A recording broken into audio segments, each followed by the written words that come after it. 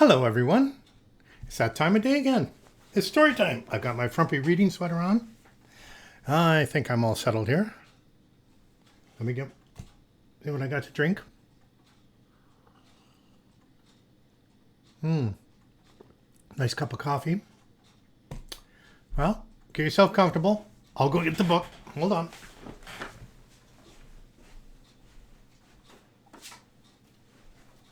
Oh. Let me get some reading glasses here. And this says School Rules by Robert Munsch. Wow.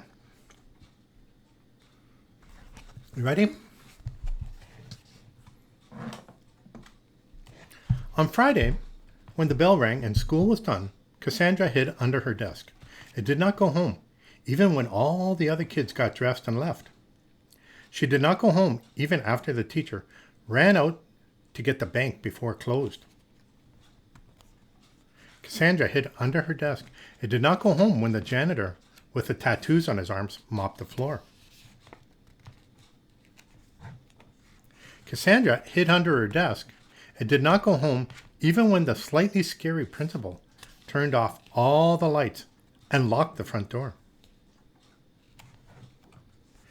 Then Cassandra finally got out from underneath her desk, turned on the lights, and pulled out all her favorite stuff. When it was time for dinner, Cassandra's father said to her mother, "Where is Cassandra?" "I don't know," said her mother. "I haven't seen her. I thought she was with you." So they ran around and yelled and screamed and hollered and called Cassandra's grandmother and all the neighbors. And then they called the police and the fire department and the hospital. Finally, Cassandra's father walked over to the school and saw the light on in her classroom. He banged on the window until Cassandra opened it. He yelled, "We thought you were lost. We thought you were kidnapped. What are you doing here in school?" "I like school," said Cassandra. "I don't care if you like it," said her father. "You can't stay at school. You have to come home sometime." "But I like school," said Cassandra. "This is nuts," said her father. He jumped through the window, picked up Cassandra, and carried her home. The next day was a Saturday. Her father said, "You can't go to school." Her mother said, "You can't go to school." Cassandra said, "But I like school." Her mother and father both yelled, "You can't go to school. There is no school today." But Cassandra got on her bicycle and rode over to the school anyway. She knocked on the door, but no one answered. She tried the window, but it was shut tight. So Cassandra got back on her bicycle and rode down the street until she came to the everything store. She walked inside and said, "I want to buy a school." "What sort of school?" said the lady behind the counter.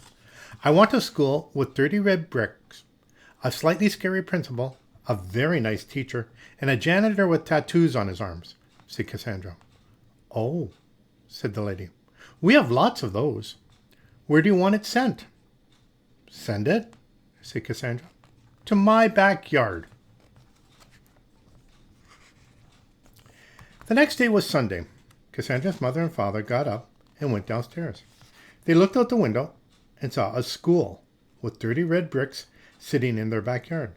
There was a janitor out front cleaning the windows.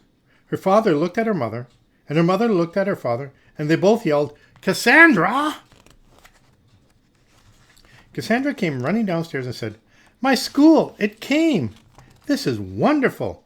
She ran out the back door, said hi to the janitor, got scolded by the principal for being late, and went into the classroom with a nice teacher.